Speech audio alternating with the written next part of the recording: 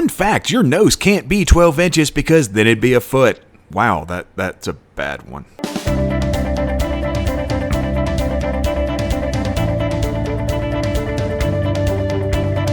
Hey folks, welcome to This Week in History, and right up front we want to give a shout out to our patrons, Steve Stevens, Clayton Jaimez, Ebony Coleman, and the Hayes family. We appreciate your support, and we appreciate the support of all of you through watching, liking, subscribing, all that good stuff. But if you want to do a little bit more and end up on our wall of awesomeness, check out the link down in the description. Anywho, let's do this thing. On August 8th in 1588, the attempted Spanish invasion of England officially failed after their defeat at the Battle of Gravelines. This also marked a big shift in naval power between the British and the Spanish. In 1863, after his defeat at the Battle of Gettysburg, General Robert E. Lee sent a letter of resignation to Confederate President Jefferson Davis. Davis, of course, refused his resignation, mostly because, let's be honest, Robert E. Lee was probably the greatest general of the 1800s. On August 9th in 1830, Louis Philippe became the final king of the French, following the abdication of Charles X. Louis would end up abdicating as well after another revolution broke out in France and the monarchy was abolished.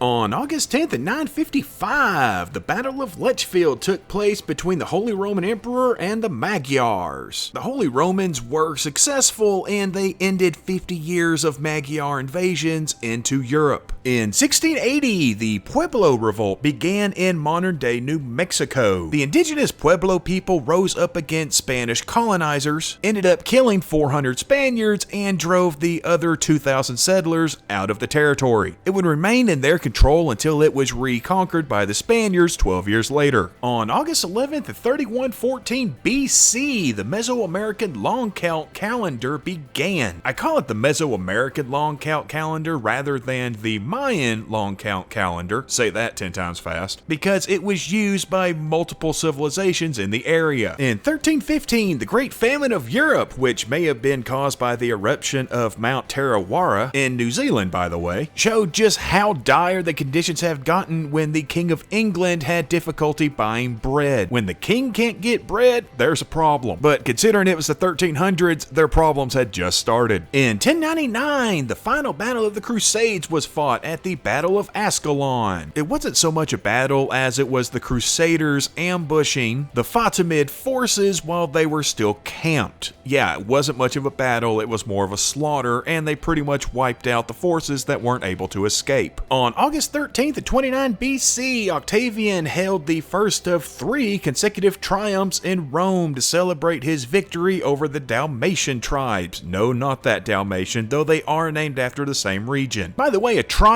was basically more or less a parade. On August 14th at 1791, slaves from plantations and Saint Dominique held a ceremony at Bois Caiman. Now, it was technically a voodoo ceremony, but it also allowed them to get together and plan the Haitian Revolution. In 1900, the 8-Nation Alliance officially occupied Beijing, China in a campaign to end the Boxer Rebellion. They would eventually achieve this. And for those of you who may be wondering, those 8 nations were Germany, Japan, Russia, Britain, France, the United States, Italy, and Austria-Hungary. And it looks like that's just gonna about do it for this week, but we'll see you back here next week. Same squirrel time, same squirrel channel. Be happy, be healthy, and y'all come back now, you hear?